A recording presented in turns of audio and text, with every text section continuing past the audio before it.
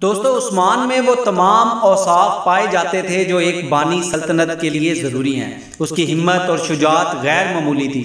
उसे क़यादत का मलका खुदादाद हासिल था। मैदान जंग में उसकी बहादुरी सिपाहियों में दिलेरी की रूह फूंक देती थी और इंतज़ाम हुकूमत में उसकी दानिशमंदी रिया के दिलों को अपना गर्विदा बना लेती थी।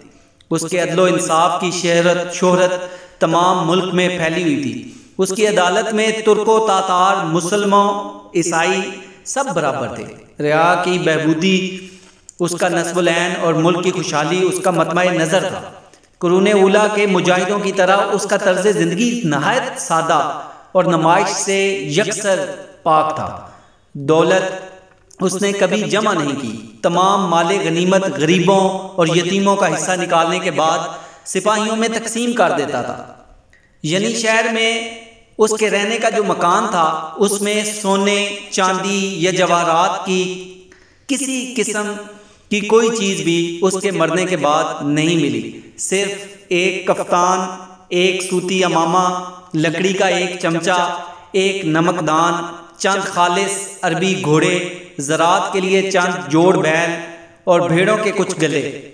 इल्म और असला के अलावा बस यही उसकी सारी कायनात थी। वो नहायत फयाज, रहमदिल, मेहमान नवाज और इसी तरह की दूसरी खुसूसियात का हामिल था। दोस्तों, ड्रामा में अर्तुगरुल और उस्मान गाजी, ये दोनों सीज़न उस्मान गाजी अभी तुर्की में चल रहा है। पाकिस्तान में अर्तुगरुल आ गया जो कि दुनिया के कई ममालिक में देखा गया। आजकल उसी ड्रामे का तूती बोलता है। अगरचे उसको देख के बहुत जोश, जज्बा और फ़ख्र महसूस होता है।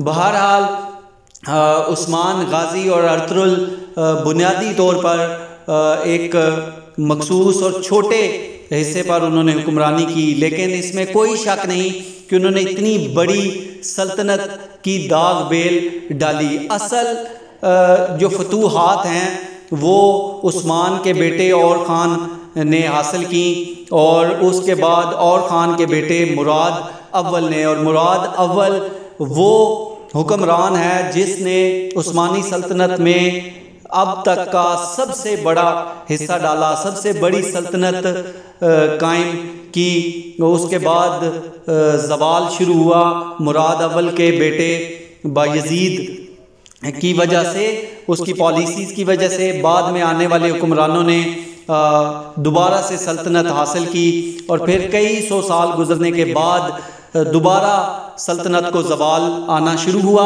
और फिर भी 300 साल लगे इस सल्तनत को ज़वाल पजीर होते। लेकिन उसकी दाग बेल इसमें कोई शक नहीं अर्तुगरुल और उस्मान गाजी ने डाली। तारीख़ में ड्रामों के अलावा अगर तारीख़ी बुक्स आप पढ़ें तो आपको अर्तुगरुल का किरदार 1-2 पेजेस पर नज़र आएगा और चंद पेजेस पे उस्मान का किरदार नज़र आएगा। बाद में बेशुमार जंगें हुई और उन फतूहात और शिकस्त व रीख की जो दास्तानें हैं एक एक हुक्मरान की, वो कई सफ़ों पर मुहित हैं।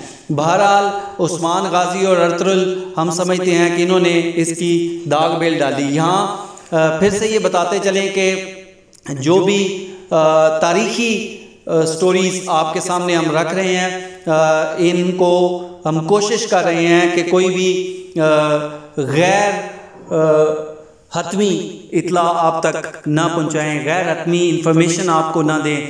उसके लिए ना सिर्फ हम मुस्लिम मौरखीन बल्कि जो ईसाई मौरखीन और मुखालिफ मौरखीन थे उनको भी साथ पढ़ के एक तजिया करके वो बातें जिस पे दोनों लोग मुत्तफ़िक हैं वो आप तक पहुंचा रहे हैं, जिसमें किसी भी शक की गुंजाइश बाकी नहीं रहती। Thank you.